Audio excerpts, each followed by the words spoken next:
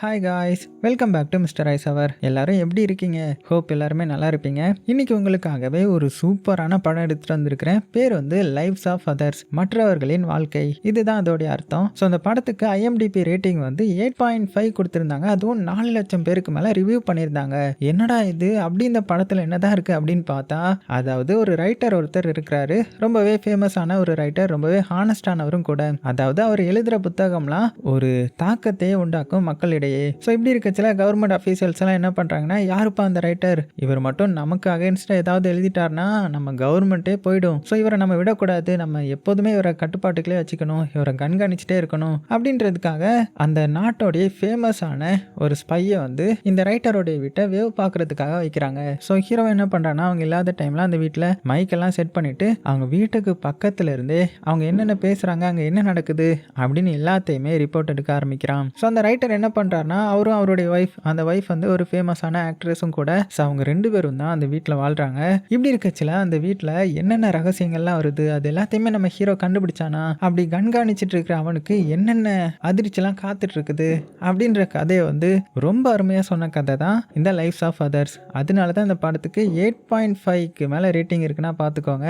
அதனால time waste பண்ணாமல் டேரெக்டாக படத்தோட கதைக்குள்ள போயிடலாமா? அப்படி போகிறதுக்கு முன்னாடி ஒரே ஒரு லைக்கை மட்டும் தட்டி விட்டுருங்க. படத்தோட ஓப்பனிங் சீன்லேயே ஒரு ஜெர்மன் பிரிசனை தான் காமிக்கிறாங்க. அங்கே ஒரு ஸ்பெஷல் ஏஜென்ட்டை காட்டுறாங்க இல்லையா? ஸோ இவருடைய பேர் வந்து ஜெர்விஸ்லர். இவர் தான் இந்த படத்தோட ஹீரோ. ஸோ நம்ம ஹீரோவை பற்றி சொல்லி ஆகணும்னா, நம்ம ஹீரோ வந்து இந்த விசாரணை பண்ணுவாங்கல்ல, அதை உண்மையை கண்டுபிடிக்கிறதுக்காக இந்த இன்டரோகேஷன் ரூம்லலாம் நிறைய விசாரிப்பாங்கல்ல, யார் போய் சொல்கிறா யார் உண்மையாக சொல்கிறான்றத அவங்கள விசாரிக்க வச்சு எல்லா உண்மையுமே எடுக்கிற மாதிரியான ஒரு திறமசாலி தான் நம்ம படத்தோட ஹீரோ. ஸோ இப்படி இருக்க இப்போவும் பார்த்தீங்கன்னா ஒரு விசாரணை பண்ணிட்டு இருக்கிறான் ஒரு கைதி கிட்ட. ஸோ அந்த கைதியும் பார்த்தீங்கன்னா உண்மையை மறைக்கிறதுக்காக நிறைய போய் சொல்லிட்டு இருக்க. ஆனால் நம்ம ஹீரோ அதை கண்டுபிடிக்கிறதுல தானே பெரிய கில்லாடியே. அதனால ஈஸியாக அதை கண்டுபிடிச்சி அதை ரெக்கார்டும் பண்ணி வச்சுக்கிறான். அதுக்கப்புறம் அப்படியே அங்கேருந்து கிளம்பி ஒரு கிளாஸ் ரூமுக்கு வரான். ஸோ ஆக்சுவலாக இங்கே இருக்கிறவங்கலாம் நம்ம ஹீரோடைய ஸ்டூடெண்ட்ஸ் போல. ஸோ எப்படியெல்லாம் உண்மையை கண்டுபிடிக்கணும், அதாவது யாராவது போய் சொல்கிறாங்கன்றது அவங்களுடைய மூஞ்சை பார்த்தாலே தெரிஞ்சிடும்ல. ஸோ அவங்களுடைய மூஞ்சை ரீட் பண்ணுறது, அந்த டைமில் அவங்க எத்தனை வாட்டி மூச்சு விட்றாங்க, அப்படி போய் சொல்லும்போது இந்த டிவைஸில் என்னென்ன சேஞ்ச் ஆகும், அவங்களுடைய வாய்ஸ் டோன் வந்து எப்படிலாம் சேஞ்ச் ஆகும் அப்படின்னு இங்கே இருக்கிற அவனுடைய ஸ்டூடெண்ட்ஸ்க்கு வந்து எக்ஸ்பிளைன் பண்ணிட்டு இருக்கானா பார்த்துக்கோங்க. அந்த அளவுக்கு இந்த கலையை துல்லியமாக படித்து வச்சிருக்கிறான். இப்படி நம்ம ஹீரோனுடைய ஸ்டூடெண்ட்ஸ்க்கு வந்து டீச் பண்ணிட்டு இருக்கும்போது கரெக்டாக அந்த இடத்துக்கு நம்ம ஹீரோடைய ஹெட் வராரு. ஸோ இவர் தான் head of the intelligence department போல. ஸோ ஹீரோ கிட்ட ஹாலில் வந்து ஒரு பெர்ஃபார்மன்ஸ் நடக்க போகுது, அங்கே வா, முக்கியமான விஷயம் அவங்ககிட்ட பேசணும் அப்படின்னு சொல்லி நம்ம ஹீரோவை அந்த இடத்துக்கு கூட்டிட்டு போறாரு. ஸோ கூட்டிட்டு வந்துட்டு என்ன சொல்றாருன்னா, இந்த மாதிரி உனக்கு ஒரு புதிய மிஷன் ஒன்று வந்திருக்குது. ஸோ இன்னிலிருந்து நீ சீக்கிரட்டாக ஒருத்தனை மானிட்டர் பண்ணணும், அவனுடைய பேர் வந்து டூரன் அப்படின்னதும் நம்ம ஹீரோவும் அந்த ஹாலில் வந்து வாட்ச் பண்ணிட்டு இருக்கிறான். ஆக்சுவலாக அந்த ஹாலில் வந்து ஒரு மீட்டிங் மாதிரி கண்டக்ட் பண்ணியிருக்காங்க. அங்கே தான் இந்த டூரன் வந்திருக்கிறான் போல. ஸோ இவர் தான் இந்த டூரன். ஸோ அந்த டூரனை பற்றி சொல்லி ஆகணும்னா, அவர் வந்து ஒரு ஸ்டேட் ரைட்டர், ஒரு எழுத்தாளர். ஸோ ஒரு எழுத்தாளர் நினச்சா அந்த நாட்டோடைய தலையெழுத்தையே மாற்றலாம் இல்லையா? ஸோ அந்த டைமில் அது ரொம்பவே இதாக இருந்துச்சு. ஸோ அந்த காலகட்டத்தில் ரொம்பவே புகழ் வாய்ந்த ரைட்டர் போல. ஸோ அவர் எழுதுகிற எழுத்துக்கள் ஒவ்வொன்றுமே ஒரு பெரிய தாக்கத்தை உண்டு பண்ணுன்னா பார்த்துக்கோங்க. ஆனால் பிரச்சனை என்னென்னா, அந்த ரைட்டர் வந்து ரொம்பவே உண்மையானவன், ரொம்பவே ஹானஸ்டானவன். ஸோ அப்படி ஹானஸ்டாக இருந்தால் யாருக்கு பிரச்சனை வரும்? அந்த நாட்டு கவர்மெண்ட்டுக்கு தானே. அதனால தான் அந்த நாட்டோடைய மினிஸ்டர் வந்து இந்த டூரன் அடுத்தது என்ன பண்ண போகிறான், அவன் எப்படி வாழ்கிறான் அப்படின்றதெல்லாம் நம்ம நோட் பண்ண ஆரம்பித்தா நமக்கு எந்த ஒரு பிரச்சனையும் வராமல் இருக்கும் அப்படின்னு இந்த இன்டெலிஜென்ஸ் சீஃப் கிட்ட இந்த பொறுப்பை ஒப்படைச்சிருந்திருப்பாரு. அதனால இந்த சீஃப் வந்து அங்கே இருக்கிறதுலே பெஸ்ட் யாரு, நம்ம ஹீரோ தானே. ஸோ ஹீரோ கிட்ட இந்த வேலையை ஒப்படைக்கிறாரு. ஸோ நம்ம ஹீரோவும் அந்த ஹாலுக்கு வந்து அந்த டூரன் யாருன்றதை நோட் பண்ணிட்டு இருக்கிறான். இப்படி இருக்கச்சுல இவங்க எங்கே நோட் பண்ணிட்டு இருக்காங்கன்னா, ஒரு சின்ன பெர்ஃபார்மன்ஸ் மாதிரி நடந்துட்டு இருக்கும். அந்த இடத்துக்கு மினிஸ்டரும் வந்திருக்கிறாரு, நம்ம டூரனும் இருக்கான், டூரனுடைய ஒய்ஃப் இருக்காங்க. ஸோ அந்த ஸ்டேஜில் பெர்ஃபார்மன்ஸ் பண்ணிட்டு இருக்காங்கல்ல, இவங்க தான் டூரனுடைய ஒய்ஃப். ரொம்பவே ஃபேமஸ் ஆனவங்க, பேர் வந்து கிறிஸ்டா. ஸோ அவங்களையும் நம்ம ஹீரோ வந்து நோட் பண்ணி வச்சுக்கிறான். உடனே ஹீரோடைய ஹெட் வந்து, இங்கே பாரு, நீ அந்த ரைட்டரையும் ரைட்டரோடைய ஒய்ஃபான இந்த ஆக்ட்ரஸையும் பயங்கரமாக கவனிக்கணும். ஸோ அவங்க என்ன ஒரு மூவ் பண்ணாலுமே அதை எங்களுக்கு டைப் பண்ணி உடனே அனுப்பிச்சிடணும், ஏன்னா இது மினிஸ்டர் சம்மந்தப்பட்டது. ஸோ ரொம்பவே கேர்ஃபுல்லாக இருக்கணுன்ற மாதிரி சொல்கிறாரு. இப்படி இருக்கச்சுல இந்த பெர்ஃபார்மன்ஸ்லாம் முடிஞ்சதுக்கப்புறம் ஒரு சின்ன பார்ட்டி மாதிரி நடக்குது. ஸோ அந்த இடத்துல மினிஸ்டரும் இருப்பார்ல. ஆனால் இப்போ தான் உண்மையான அர்த்தமே நமக்கு தெரிய வருது. ஆக்சுவலாக அந்த மினிஸ்டர் இருக்கார்ல, இவருக்கு அந்த ரைட்டரோடைய ஒய்ஃப், அதான் அந்த ஆக்ட்ரஸ் இருக்காங்கல்ல, அவங்க மேலே ஒரு கண்ணு போல. அதனால தான் என்னமோ இவங்களுடைய வீட்டை வேவ் பார்க்கறதுக்காக ஒப்படைச்சிருக்காங்க போல. ஸோ அந்த பார்ட்டியில் பார்த்தீங்கன்னா இந்த ரைட்டரும் இந்த ஆக்ட்ரஸும் டான்ஸ் ஆடிட்டு இருக்க. இதை பார்த்த மினிஸ்டருக்கு வந்து செம்ம டென்ஷன் ஆகிடுது. ஒன்று வேகமாக அங்கேருந்து எழுந்திரிச்சு மைக்கை வாங்கி எல்லாரும் முன்னாடியும் மியூசிக்கை ஸ்டாப் பண்ணுங்க, நான் உங்ககிட்ட ஒரு சின்ன ஸ்பீச் கொடுக்க போகிறேன் அப்படின்னு சொல்லி இந்த ரைட்டரை வந்து புகழ்ந்து பேசுகிறாரு. அவர் பாருங்க, நம்ம நாட்டுக்காக எப்படி ஒரு மிக சிறந்த எழுத்தாளராக இருக்காரு பண்ணிட்டாரு, ஸோ நிறைய மக்களுக்கு அவரை பிடிச்சிருக்குது அப்படின்னு சொல்லிட்டு அடுத்தது இந்த ஆக்ட்ரஸை பற்றி ரொம்பவே புகழ ஆரம்பிக்கிறாரு. ஸோ என்னதான் இருந்தாலும் அந்த ரைட்டருக்கு கூடவே சப்போர்ட்டாக இருக்கிறது இந்த ஆக்ட்ரஸ் தானே. பார்க்குறதுக்கும் அவ்வளோ அழகாக அவங்களுடைய பெர்ஃபார்மன்ஸ்லேயும் அழகாக காட்டுறாங்க. ஸோ அவங்கள மாதிரி ஒருத்தவங்கள நான் பார்த்ததே கிடையாது அப்படி இப்படின்ற மாதிரி புகழ்ந்து தள்ளுறாரு. ஏன்னா இவருக்கு தான் இந்த ஆக்ட்ரஸ் மேலே ஒரு கண்ணு இருக்கு இல்லையா. அப்படி புகழ்ந்து தள்ளிட்டு நேராக அவங்கக்கிட்ட வந்து அவங்கள பாராட்டுறது விதமாக கிஸ்லாம் பண்ணேன். ஸோ இதெல்லாம் பார்த்த ஹஸ்பண்டான ரைட்டருக்கு கொஞ்சம் டென்ஷன் தான் ஆகுது. இருந்தாலும் இவர் மினிஸ்டர் இல்லையா. அப்புறமா அங்கே வந்து அவங்க கிட்ட பேச ஆரம்பிக்கிறாரு. அப்படி பேசும்போது மெல்ல மெல்ல இந்த ஆக்ட்ரஸை வந்து டச் பண்ண ஆரம்பிக்க ஸோ அவங்களுக்கு அது பிடிக்கல. உடனே ரொம்பவே நன்றி மினிஸ்டர்ன்ற மாதிரி சொல்லி சமாளித்து நகர்ந்துட்டாங்க. இப்படி இருக்க இப்போ அடுத்த நாள் ஆகுது. ஸோ நம்ம ஹீரோடைய வேலை ஸ்டார்ட் ஆகுது. என்னன்னா காலையிலேருந்து சாயங்காலம் வர இந்த ரைட்டரோடைய வீட்டை வந்து நம்ம ஹீரோவே பார்க்க ஆரம்பிக்கிறான். ஸோ அவங்க என்ன பண்ணுறாங்க, என்ன நேரத்துக்கு வெளியில் போகிறாங்க, எப்போ வராங்க அப்படின்னு அவங்களுடைய ரொட்டீனை வந்து ஃபாலோ பண்ண ஆரம்பிக்கிறான். இப்படி இருக்க ஒரு நாள் என்ன ஆகுதுன்னா இந்த ரைட்டர் வந்து ஏதோ ஒரு முக்கியமான வேலைக்காக வெளியில் போக இந்த சான்ஸை யூஸ் பண்ண நம்ம ஹீரோ அவனுடைய டீமை கூட்டிகிட்டு வந்து வேக வேகமாக அந்த ரைட்டருடைய வீட்டுக்குள்ளே வரான். அங்கே வந்து முக்கியமான இடத்துலலாம் மைக் செட் பண்ண ஆரம்பிக்கிறான். ஸோ டேபிள் கடியில், அப்புறமா ஃபர்னிச்சர்ஸில், சீலிங்கில், ஏன் அந்த லைட் ஸ்விட்ச் இருக்கும்ல அதுக்கு பின்னாடி கூட மைக்கை வந்து செட் பண்ணுறான். நல்ல வேலை அந்த டைமில் சிசிடிவிலாம் இல்லை போல். இருந்திருந்தால் அவங்க வீடு ஃபுல்லாக கேமராவை செட் பண்ணி இருந்திருப்பாங்க போல். ஸோ எதுக்கு நம்ம ஹீரோ இந்த மாதிரி செட் பண்ணுறான்னா ஹீரோவுக்கு வந்த தகவல் படி அவன் இல்லீகலாக ஏதாவது எழுதிடக்கூடாது, ஏதாவது தவறான காரியங்களை பண்ணுறானா அப்படின்னு நோட் பண்ணுறதுக்காக தான் இந்த மைக்கெல்லாம் செட் பண்ணிட்டு இருக்கிறான். ஆனால் உண்மையான காரணம் என்னது, அந்த மினிஸ்டருக்கு வந்து இந்த ஆக்ட்ரஸ் மேலே கண்ணு இருக்குல்ல.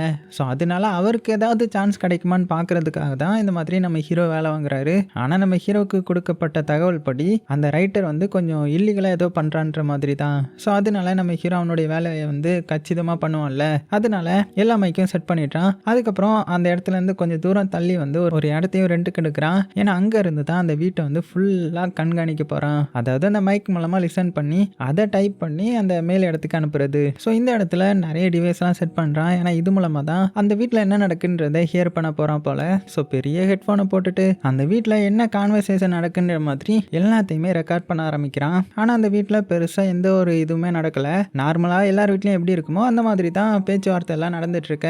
இருந்தாலும் கவர்மெண்ட் சொல்லியிருக்காங்கல்ல அந்த வேலையை முடிக்கணும்ல, அதனால அங்கே என்னெல்லாம் நடக்குதோ என்னெல்லாம் பேசுகிறாங்களோ அப்படின்ற எல்லாத்தையுமே டைப் பண்ணி மேல் இடத்துக்கு வந்து அனுப்ப ஆரம்பிக்கிறான். ஸோ இதுதான் தி லைஃப்ஸ் ஆஃப் அதர்ஸ். அப்படியே இப்போ தான் படத்தோடைய டைட்டிலையும் போடுறாங்க. அப்படியே கட் பண்ணால் நாட்களும் போகுது. நம்ம ஹீரோ சீக்கிரட்டாக அவங்கள வாட்ச் பண்ணிட்டு இருக்கான் இல்லையா. ஸோ ஹீரோ என்ன நினச்சான்னா இந்த ரைட்டர் வந்து சீக்கிரட்டாக ஏதோ எழுத போகிறான், நாட்டுக்கு கெடுதல் விளைவிக்கிற மாதிரி ஏதாவது எழுத போகிறான், அதை தடுக்கணும் அப்படின்னு நினச்சி தானே வீட்டை வந்து வேவு பார்த்துட்டு இருக்கிறான். ஆனால் டைம் போக போக அந்த வீட்டில் தப்பாக எதுவுமே நடக்கல. அதுக்கு பதிலாக அந்த ஹஸ்பண்ட் அண்ட் ஒய்ஃப்குள்ள அவ்வளோ ஒரு அண்டர்ஸ்டாண்டிங், அவ்வளோ ஒரு லவ் இருக்குது. உண்மையான சந்தோஷமான குடும்பம், ஒரு நல்ல கப்புள்ஸ் மாதிரி தான் அவங்க பிஹேவ் பண்ணுறாங்க. வேற எதுவுமே தப்பாக எதுவுமே நம்ம ஹீரோவுக்கு தெரியல. ஆனால் நம்ம ஹீரோ கேட்குறது எல்லாத்தையுமே டைப் பண்ணி அனுப்பணும் இல்லையா. அதே மாதிரி அங்கே என்ன நடக்குதோ அது எல்லாத்தையுமே டைப் பண்ணி மேல் இடத்துக்கு அனுப்புகிறான். ஆனால் எல்லாமே நார்மலாக தான் இருக்குது. ஸோ இதனால போக போக நம்ம ஹீரோவுக்கு அந்த ரைட்டர் மேலே ஒரு சிம்பத்தி வர ஆரம்பிக்குது. ஏன்னா அவங்க ஒரு பெர்ஃபெக்டான கப்புள்ஸாக இருக்காங்கல்ல.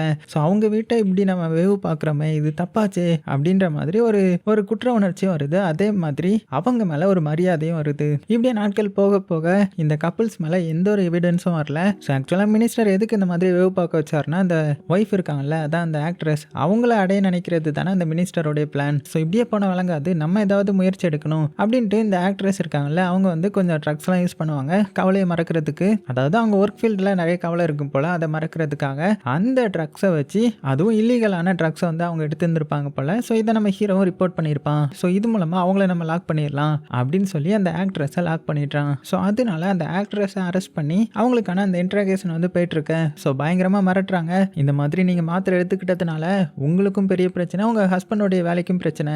ஏன்னா உங்களுடைய ஹஸ்பண்டுக்கு இதை பற்றி தெரிஞ்சுமே உங்களை அலோவ் பண்ணியிருக்காங்கல்ல, அதனால உங்கள் ஹஸ்பண்டே அரெஸ்ட் பண்ணிடுவாங்க. ஸோ உங்களை தண்டிக்க வேணாமான்றத மினிஸ்டர் தான் முடிவு பண்ணுவார். அதனால அவர் என்ன சொன்னாலுமே கொஞ்சம் பொறுத்து போங்க அப்படி இப்படின்ற மாதிரி இந்த ஆக்ட்ரஸை பிடிச்சி மிரட்டுறாங்க. ஆனால் இந்த ஆக்ட்ரஸ்க்கு என்ன சொல்கிறதுனே தெரியல, அமைதியாக இருக்கிறாங்க. அப்புறம் என்ன வேனுக்குனே ரிலீஸ் பண்ணி விட்டுடுறாங்க. ஸோ இந்த மாதிரி மினிஸ்டர் என்ன சொன்னாலுமே நீங்கள் கேட்கணுன்ற மாதிரி மிரட்டி தான் அனுப்பியிருக்காங்க. ஆனால் இது வந்து அந்த ரைட்டருக்கு தெரியாது இல்லையா. ஸோ இது இப்படி இருக்க ஒரு நாள் ஆக்ட்ரஸ் என்ன பண்ணுறாங்கன்னா அவங்களுடைய ரிஹர்சல் எல்லாம் முடிச்சுட்டு அங்கேருந்து அப்படியே நடந்து வந்துட்டு இருக்கும்போது மினிஸ்டருடைய கார் வந்து இவங்கள ஃபாலோ பண்ணிகிட்டே வருது. ஸோ அவங்களுக்கும் என்ன பண்ணுறதுன்னு தெரியல. ஸோ கொஞ்ச நாளைக்கு முன்னாடி முன்னாடி தானே இவங்களை மிரட்டி அனுப்பி இருந்திருப்பாங்க.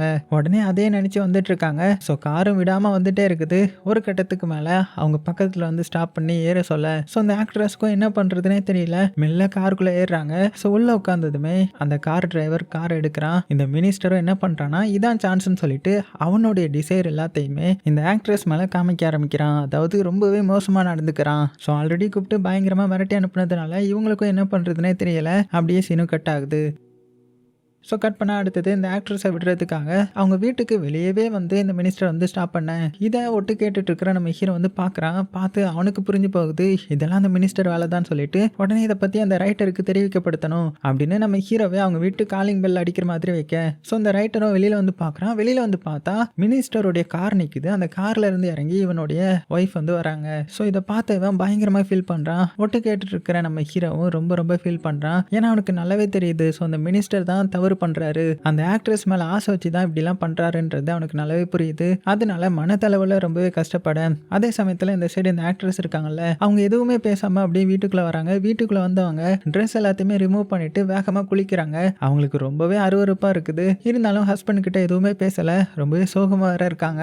இதை பார்த்து இந்த ரைட்டருக்கு எப்படி இருக்கும் பார்த்துக்கோங்க. மனதளவுல நொந்து போயிடுறான். இருந்தாலும் அவனுடைய கஷ்டத்தை போக்குறதுக்காக வேகமா அமைதியா போய் பியானோ வாசிக்க ஆரம்பிக்கிறான். அப்படி கொஞ்ச நேரம் வாசித்ததுக்கு அப்புறம் தான் அவனுக்கு நிம்மதியா வருது. அதுக்கப்புறம் பெட்ரூம்க்கு வந்து பார்த்தா அந்த ஒய்ஃப் வந்து ரொம்பவே பயத்தோட சோகமா படுத்திருக்க. ஸோ அவங்க கிட்ட அந்த ரைட்டர் வந்து கொஸ்டினா கேட்கல.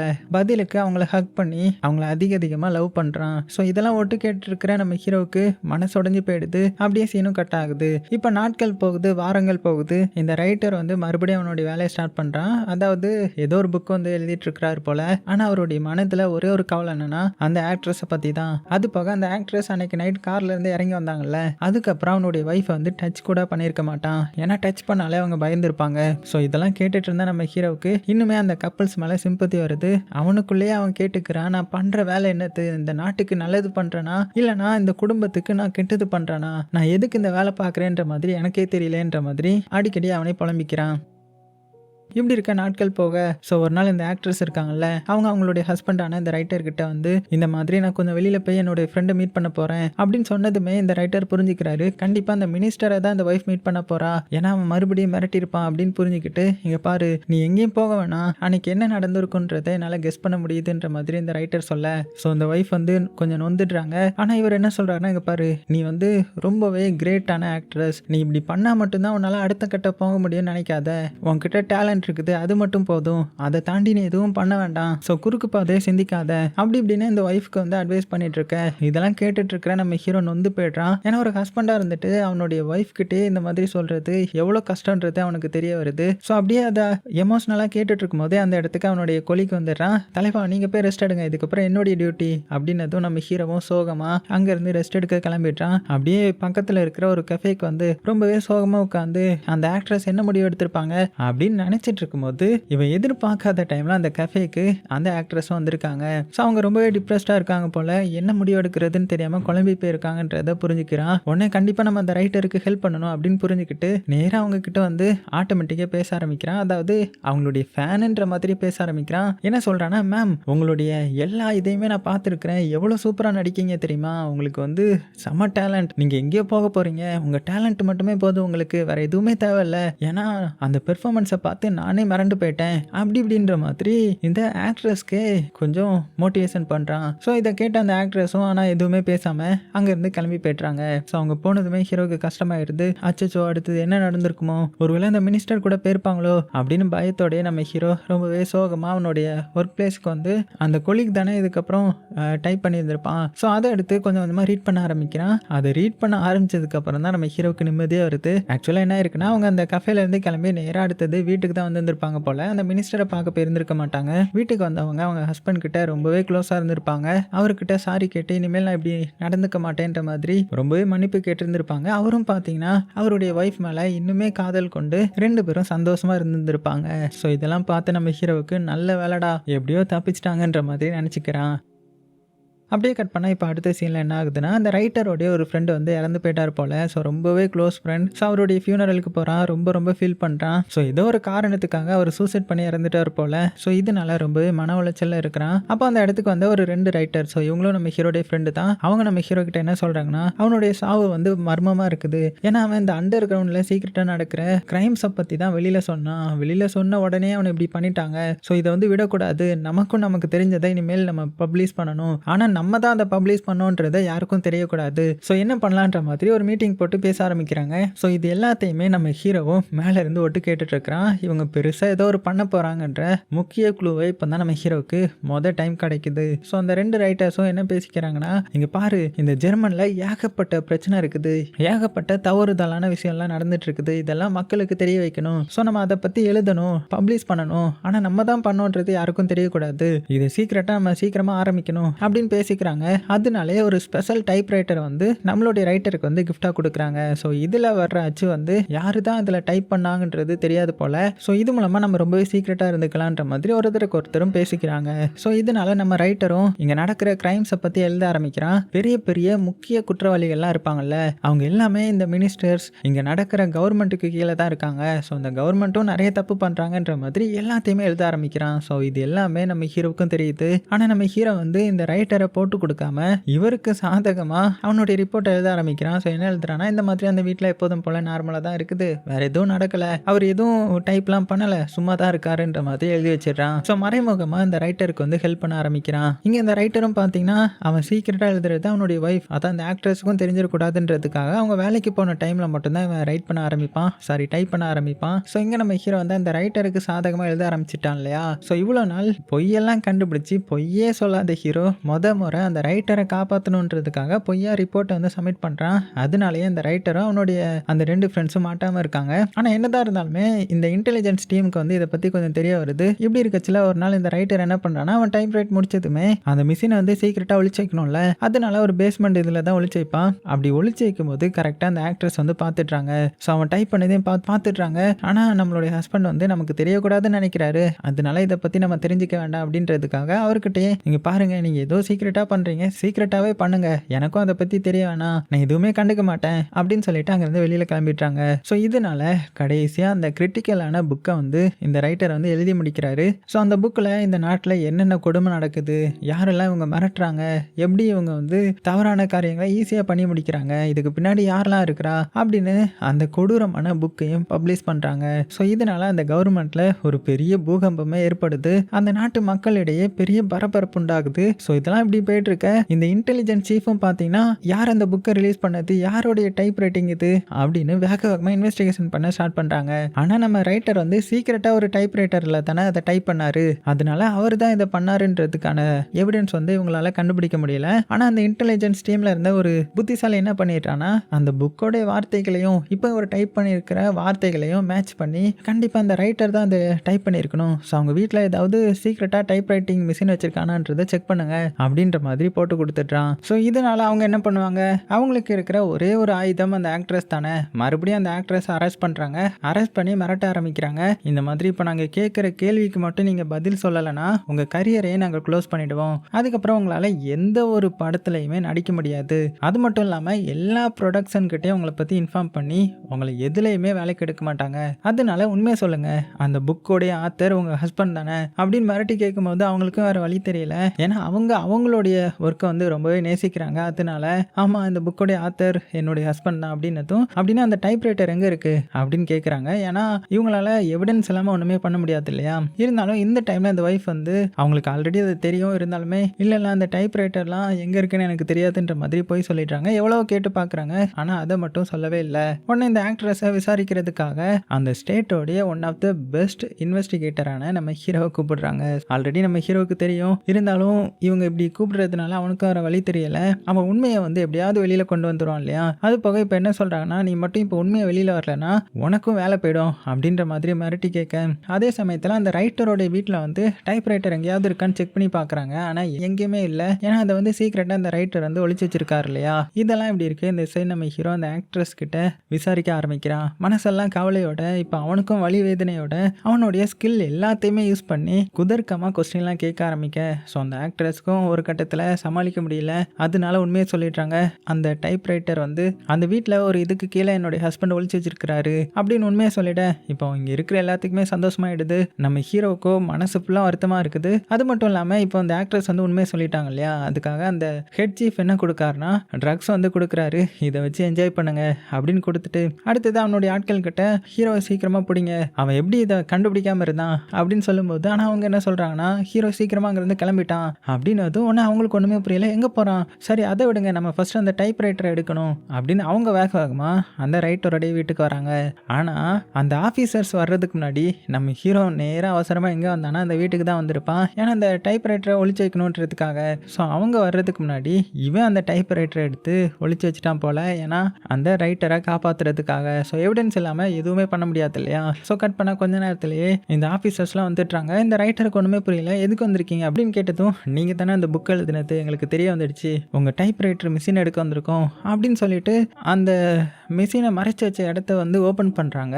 இந்த ரைட்டரே சாக்காயிட்றான், ஐயோ நம்ம மாட்டிக்கிட்டோன்ற மாதிரி. ஆனால் ஓப்பன் பண்ணி பார்த்தா உள்ள எதுவுமே இல்லை. ஆனால் இந்த ரைட்டருக்கு தெரிஞ்சிருது நம்ம ஒய்ஃப் தான் நம்மளை போட்டு விட்டுட்டாங்கன்ற மாதிரி. அதனால ஒரு சோகமாக ஒய்ஃபை பார்க்குறான். ஒய்ஃப்க்கும் ரொம்பவே கில்ட் ஆகிடுது. அதனால வேகமாக வெளியில் ஓடி வராங்க. இந்த ரைட்டரும் நம்ம ஒய்ஃப் எங்கே போகிறாங்க அப்படின்னு எட்டி பார்க்குறான். வெளியில் வந்து அந்த ஆக்ட்ரஸ் என்ன பண்ணுறாங்கன்னா நேராக ஒரு வண்டிக்கு முன்னாடி போய் நின்றுட்டுறாங்க. அவளை தான் அந்த வண்டி ஏறி அந்த இடத்துல அவங்க இறந்து போய்ட்றாங்க. ஸோ இதை பார்த்து அவன் கதறான். நம்ம ஹீரோவும் இதை தூரத்துலேருந்து பார்த்துருந்துருப்பான். அவனுக்கு ரொம்பவே கஷ்டமாயிடுது, இப்படி ஒரு உண்மையான ஃபேமிலியை கெடுத்துட்டாங்களே அப்படின்னு ரொம்பவே வருத்தப்படுறான். இங்கே அந்த ரைட்டர் அதுக்கு மேலே ரொம்பவே கஷ்டப்பட்டு வேகமாக வந்து நான் உன்னை எதுவுமே நினைக்க மாட்டேன், தயவு செஞ்சு எந்திரிச்சு வா அப்படின்னு இறந்து போன அவங்க ஒய்ஃபை கட்டி பிடிச்சி அழுறாரு. ஆனால் எந்த ஒரு பலனும் இல்லை. அந்த ஒய்ஃப் அதான் அந்த ஆக்ட்ரஸ் வந்து இறந்து போய்ட்றாங்க. அப்படியே சீனும் கட் ஆகுது. இப்போ ஒரு 2 வருஷத்துக்கு அப்புறம் காமிக்கிறாங்க. இந்த ரைட்டருக்கு அகேன்ஸ்டாக எந்த ஒரு எவிடன்ஸும் இல்லாததுனால அவர் அரெஸ்ட் பண்ணியிருந்திருக்க மாட்டாங்க இல்லையா. அப்போ ஒரு நாள் என்ன ஆகுதுன்னா அந்த ரைட்டர் யதார்த்தமாக அந்த மினிஸ்டரை மீட் பண்ணுறான். ஸோ இப்போ இந்த மினிஸ்டர் வந்து நார்மல் வாழ்க்கையை தான் வாழ்ந்துட்டு இருக்கிறான். இந்த ரைட்டர் எழுதின புக் ரிலீஸ் ஆனதுனால பெரும் பிரச்சனையை ஏற்படுத்தியிருக்கும். அதனால இந்த மினிஸ்டர் எல்லாம் வேலையை விட்டு தூக்கி இருந்திருப்பாங்க. அதனால தான் இப்போ ஒரு நார்மல் வாழ்க்கையை வாழ்ந்துட்டு இருக்கிறாரு. அப்போ அவரை பார்த்ததுமே இந்த ரைட்டருக்கு ஒரு கேள்வி கேட்குற மாதிரி தோணுது. என்ன கேள்வி கேட்குறான்னா, எனக்கு தெரிஞ்சு நீங்கள் கவர்மெண்ட்ல இருக்கும்போது நிறைய பேரை வேவு பார்த்துருந்துருப்பீங்க, ஆனால் என்னுடைய வீட்டை வந்து ஏன் வேவு பார்க்கல, அப்படி வேவு பார்த்துருந்தா நான் டைப் பண்ணும்போதே உங்களுக்கு தெரிஞ்சிருக்குமே அப்படின்னதும். ஆனால் அந்த மினிஸ்டர் வந்து காமா என்ன சொல்றாருன்னா, இங்க பாரு, உன்னுடைய வீட்டை வேவு பார்க்கணும்னா இப்போ கூட நான் வேவு பார்க்கலாம், ஆனால் அதை நான் பண்ண மாட்டேன். ஏன் தெரியுமா, உன்னுடைய ஒய்ஃபே இல்லை, அந்த ஆக்ட்ரஸ்க்காக தான் உன்னுடைய வீட்டை வேவு பார்த்தேன், ஆனால் இப்போ அதுக்கு அவசியம் இல்லை அப்படின்னதும் அந்த ரைட்டருக்கு தூக்கி வரி போடுது. அப்படின்னா நம்மளுடைய வீட்டையும் வேவு பார்த்தாங்களா அப்படின்னு சொல்லி வேகமாக வீட்டுக்கு கிளம்பி வரான். கிளம்பி வந்தவன் அங்கே இருக்கிற ஒவ்வொரு பொருளாக ரிமூவ் பண்ணுறான். பார்த்தா சில பொருட்களுக்குள்ள அந்த மைக் இருக்குது. அதாவது இந்த வீட்டில் இருந்து என்ன பேசினாலும் என்ன நடந்தாலும் ஒட்டு கேட்கறதுக்கான டிவைஸ் இருக்குது.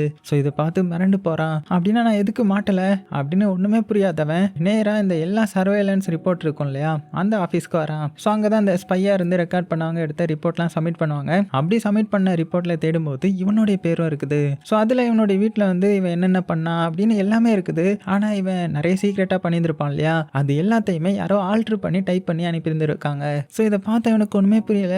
அப்படின்னா யாரோ என்ன காப்பாற்ற நினச்சிருக்காங்களா, யார் அது அப்படின்னு சாக்கிங்களா. அந்த டைமில் இந்த இடத்துல ஸ்பையாக இருந்தது யாருன்னு பார்க்குறான். பார்த்தா அது ஏதோ ஒரு கோட் வேர்ட் போட்டிருக்குது. அதையும் பார்க்குறான். அது பக்கத்தில் ரத்தத்தாலேயே ஃபிங்கர் பிரிண்ட் ஸ்டாம்ப் பண்ணியிருக்குதையும் பார்க்குறான். ஸோ இதெல்லாம் பண்ணது யாரு, நம்ம ஹீரோ தானே. ஒரு அப்பாவி மனுஷனை இந்த மினிஸ்டர் அவருடைய ஒரு தனிப்பட்ட இதுக்காக பழி வாங்கக்கூடாது இல்லையா, அதனால தான் நம்ம ரைட்டர் மாட்டிடக்கூடாதுன்றதுக்காக அங்கே எடுத்த உண்மையான ரிப்போர்ட்டில் நிறைய ஆல்ட்ரு பண்ணி இந்த மாதிரி ஃபேக்காக வச்சிருக்கிறாரு. ஸோ இதை பார்த்து ஒரு கண்டிப்பாக நமக்காக யார் இந்த பண்ணது அப்படின்னு அந்த ஐடி நம்பர் இருக்கும்ல, ஸோ அந்த ஐடி நம்பரை வச்சு செக் பண்ணி பார்க்குறாரு. அப்படி செக் பண்ணி பார்க்கும்போது நம்ம ஹீரோடைய பேரையும் கண்டுபிடிக்கிறாரு. அதனால அவர் யாருன்ற மாதிரி விசாரிக்க ஆரம்பிக்கும் போது நம்ம ஹீரோவை 2 வருஷத்துக்கு முன்னாடியே டிஸ்மிஸ் பண்ணிட்டாங்கன்றதையும், அவர் இப்போ ஏதோ ஒரு சாதாரண மேல் ஒர்க் பண்ணிட்டு இருக்காருன்றதும் தெரிய வருது ஒரு சின்ன ஃபேக்ட்ரியில். இப்போ தான் நம்ம ஹீரோவையும் காமிக்கிறாங்க. நம்ம ஹீரோ இப்போ அந்த பெரிய இன்டெலிஜென்ட் ஒர்க்கெல்லாம் விட்டுட்டு ஒரு நார்மல் மேல் மேனாக ஒர்க் பண்ணிட்டு இருக்காரு. ஸோ இதை தூரத்துல இருந்து இந்த ரைட்டரும் பார்க்குறான். இவரா எனக்காக இதெல்லாம் பண்ணது, எனக்காக அவருடைய வேலையை சாக்ரிஃபைஸ் பண்ணிட்டாரு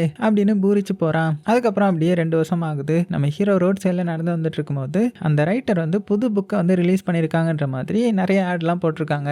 ஸோ இதை பார்த்து நம்ம ஹீரோவும் அது என்ன புக்காக இருக்கும் அப்படின்னு சும்மா நார்மலாக தெரிஞ்சுக்கலான்றதுக்காக ஸ்டோருக்கு வந்து பார்க்குறான். பார்த்தா அந்த புக்கோடைய பேர் தி டெடிகேஷன் இஸ் சிம்பிள்ன்ற மாதிரி போட்டிருக்க. உடனே வேகமாக ஃபர்ஸ்ட் பேஜ் ஓப்பன் பண்ணி பார்க்குறான். பார்த்தா நம்ம ஹீரோடைய ஐடி நம்பரை போட்டிருக்குது. அதாவது நம்ம ஹீரோடைய வரலாறு தான் இது. இதை பார்த்து நம்ம ஹீரோ மிரண்டு போய்ட்றான். ஏன்னா இவ்வளோ நாள் ரெக்கக்னைஸ் ரெகக்னைஸ் ஆகாமல் இருந்திருப்பான் இல்லையா நம்ம ஹீரோவுடைய திறமை, நம்ம ஹீரோ என்னென்ன பண்ணா அவனுடைய லைஃபே சாக்ரிஃபைஸ் பண்ணியிருக்கான்ல, இது வெளி உலகத்துக்கு யாருக்குமே தெரிஞ்சிருக்காது இல்லையா. அதை இந்த ரைட்டர் வந்து இப்போ தெளிவா ஒரு புக்காவே எழுதிட்டாரு. ஸோ இதை பார்த்த நம்ம ஹீரோ அப்படியே பூரிச்சு போய் நின்று அப்படியே நார்மலா இந்த புக்கை வந்து வாங்குறான். அதோட இந்த படமும் முடியுது. ஸோ எப்படி இருந்துச்சு? கண்டிப்பா உங்களுக்கு பிடிச்சிருக்கும் நம்புறேன். பிடிச்சிருந்துச்சுன்னா லைக் பண்ண மறந்துடாதீங்க. இந்த மாதிரி நல்ல நல்ல படத்தையும் நம்ம அடிக்கடி பார்க்கலாம். சேஃபா இருங்க. உங்களுக்கு பிடிச்ச எல்லாத்தையுமே ரொம்ப ரொம்ப சேஃபா பார்த்துக்கோங்க.